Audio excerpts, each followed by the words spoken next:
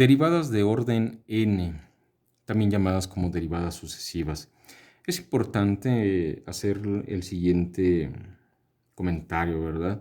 Las derivadas de orden n o también de derivadas sucesivas, pues simplemente es más que el cálculo de la derivada, de la derivada, de la derivada de una misma función, ¿verdad? Nosotros vamos a ir calculando dichas derivadas hasta llegar a la derivada que se nos pide. Pero por aplicaciones, donde más se ha visto la aplicación, pues bueno, en el cálculo diferencial, en máximos y mínimos, lo más que utilizamos es, claro, la primera derivada y segunda derivada. En matemáticas más adelante, en matemáticas superiores, como viene siendo el cálculo vectorial, se utiliza, pues claro, derivada de orden 3 y es donde yo he visto un poquito más de este tipo de aplicaciones en dicha materia, ¿verdad?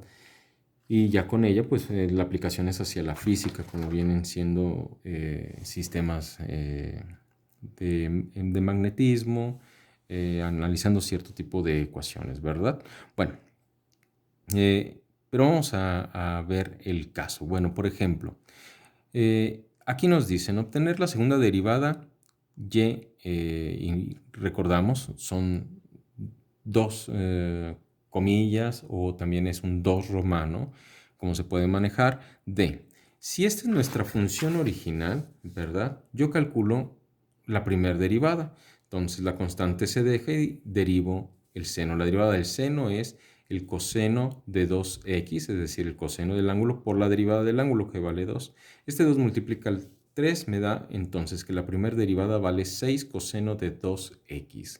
Después, si yo calculo la segunda derivada, se queda la constante, derivo el coseno. La derivada del coseno es menos el seno del ángulo por la derivada del ángulo y por lo tanto me da 2.